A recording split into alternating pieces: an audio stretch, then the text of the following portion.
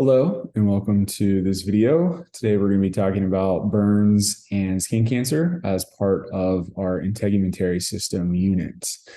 So we're going to start off with burns, of which there are three levels in terms of damage to the skin.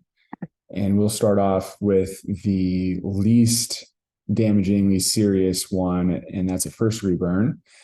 So another name for first-degree burn is a superficial partial thickness burn. And basically all that means is we're not damaging the entire skin. It's really just affecting the epidermis. So this is a pretty mild burn, and like a major example of a first-degree burn is going to be a minor sunburn. So if a sunburn gets really serious, then it will become more than just a first-degree burn. But if it's just one in which your skin is red after being out in the sun for a little too long, then that's typically a first-degree burn. So what happens to your skin as the cells are absorbing the UV light? They are going to get more and more damaged, and the skin itself is going to show as being red. It will feel warm, and what will happen following this first-degree burn is these cells will eventually be shed, and but since we're only really affecting the epidermis, there will be no scars that will result. Scars are going to occur, or at least appear whenever the dermis is damaged, not the epidermis. So that brings us to a second-degree burn. And this is going to be going a bit deeper. This is called deep partial thickness, and it's going to destroy the epidermis and some of the dermis underneath. And the defining characteristic of a second-degree burn is that a blister will form in order to help with the healing process. So when you are exposed to a hot object, like maybe a hair straightener or hot liquid, maybe you pick something out of the microwave and it's really hot. Maybe it was wet and became really hot, and so you're exposed to it for a couple of seconds. That could be enough to get a second-degree burn. And again, like I said, the way of being able to tell is that if a blister forms. So the way that a second-degree burn is going to heal, because at least with the first-degree burn, the cells from the epidermis are reproducing fairly quickly from the stratum basal.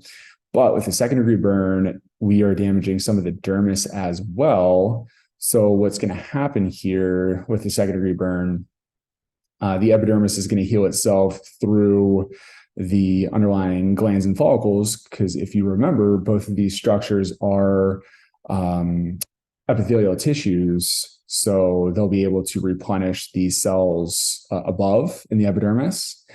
And the dermis will also be able to heal itself through the actions of the cells within. They'll be able to rebuild the collagen and whatnot. And with the secondary burn, if the blister is allowed to remain, usually this will heal completely and there won't be any scarring. With a third-degree burn, now this is full thickness, so this is going to go all the way through the skin and potentially even damage some of the structures underneath. So not only is it going to destroy the epidermis, but all of the dermis and all the accessory structures, including what helped us out with a secondary burn, like our hair follicles and glands. So everything is getting completely destroyed, which is going to be a problem. So the way that third-degree burns occur is usually from prolonged exposure to hot objects, including fire, and being immersed in a hot liquid too. Basically, all these things are going to destroy the skin in that area. And even corrosive chemicals can give you a third-degree burn if it destroys your skin.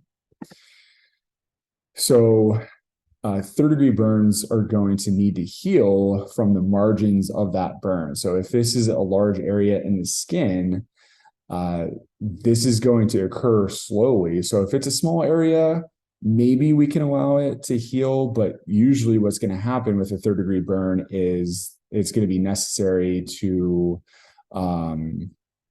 supplement the body's natural healing process, because this is going to be very, very slow if they're coming in from the margins of a burn.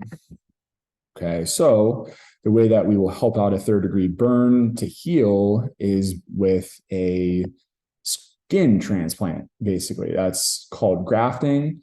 And we're going to take skin either from another area of that person's body, or perhaps a donation from an organ donor. We would be able to take a portion of skin to replace what had been destroyed.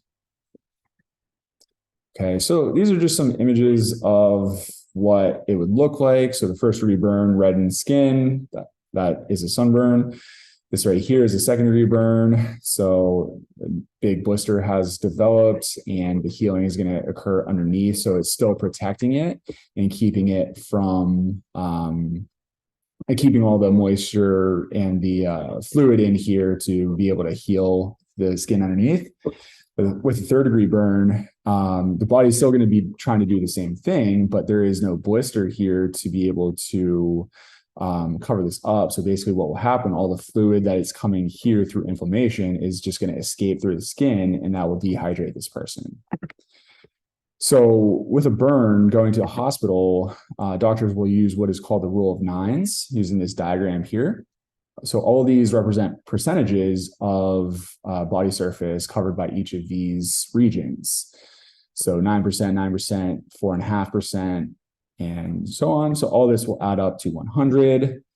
And this is useful to estimate the amount of the body surface where the burn has affected and has destroyed, in order to know how much skin is needed to be replaced, as well as a level of electrolytes and water that needs to be replaced as well. Okay, so that is all for burns. So let's move on to skin cancer. So we're going to talk about 3 types of skin cancer. As you can see here, squamous cell carcinoma, basal cell carcinoma, and melanoma. So we'll start off with the carcinomas. So carcinoma is just a type of cancer, and it is cancer that originates in epithelial tissue. So both the squamous cell and the basal cell will result in the epithelial tissue. So these 2 types of carcinomas are more common in people with lighter skin that don't have the protection from melanin, as much protection from melanin. So if they are exposed to sun, they're going to be absorbing lots of UV light, which can cause mutations, which can result in the formation of cancer cells. But with these carcinomas, these are actually slow growing, so they are a bit easier to be able to spot, to identify, and to help out in order to remove or to destroy. Okay, so usually these types of carcinomas can be cured either by removing, like physically removing it, or through destroying it through radiation. Okay, so the basal cell carcinoma, squamous cell carcinoma. So this is going to originate deeper. This is going to originate towards the top of the skin. Now, melanoma, this is the one that is absolutely the most dangerous, that you need to watch out for. I mean, you should watch out for all of these, but melanoma, for sure, you should be always watchful. So this is a cancer of the melanocytes. If you remember, those are the cells that produce the melanin that are closer down here to the dermis. And again, this results from prolonged exposure to UV light. So just being out in the sun a lot without major protection from sunscreen. And these are going to be darker because, again, they start in the melanocytes, which produce the melanin. So the dark color comes from the melanin. And basically, these are going to look like irregularly shaped, bumpy moles. Okay, so normally they will grow horizontally, so just kind of like spreading out. Sorry about that. And the problems will result whenever this starts growing deeper, as you can see here, because if this extends down into the dermis, these cells could eventually find themselves a blood vessel, get into the blood vessel, and travel to other parts of the body, and just basically spread, which will cause problems in other parts of the body too. So the method for being able to identify melanoma, which is really, really important, because the faster and earlier you identify it, the easier it will be to be able to remove or to destroy. So A, B, C, D, E. So on this page, we've got the A, B, C, and D. So A stands for asymmetrical shape. Basically, if something is symmetrical, we can put a line right down the middle, and on one side, it will be exactly the same shape as the other. So if you have a mole and it's perfectly circular, then that shouldn't be a problem. But for here, you can see that on one side, it's very different from on the other side. So this is definitely asymmetrical. So an asymmetrical lesion like this is a potential indication that this is cancerous. All right. Another one is border, which is fairly similar to asymmetrical, but if you just look at the outside border, if it is not really smooth and it's really bumpy and irregular like this, then that can also be an indication that this is cancerous. Okay. If it's not smooth, if it is really bumpy and irregular, could be cancerous. The color, if there are more than one color, then that is an indication that this could be cancerous. And then finally, the diameter, if it's larger than 6 millimeters, then that could be an indication that it is cancerous as well. So the larger it is, the more colors you see, the bumpier and more irregular the border is, and the less symmetrical it is. All four of those can be indications that it is cancerous. Now, are they all definitively meaning that the mole could be cancerous? Not necessarily, but these are pretty good indications that it would be. All right. So the final one here is evolution. So if you notice a mole starts to change, it becomes more asymmetrical, the border gets bumpy, the colors change, it's getting bigger, then that is usually the best indication that there is potentially cancerous cells there. So go see a dermatologist. Okay, don't waste time on that. That is the best thing that you could do is just go see a doctor.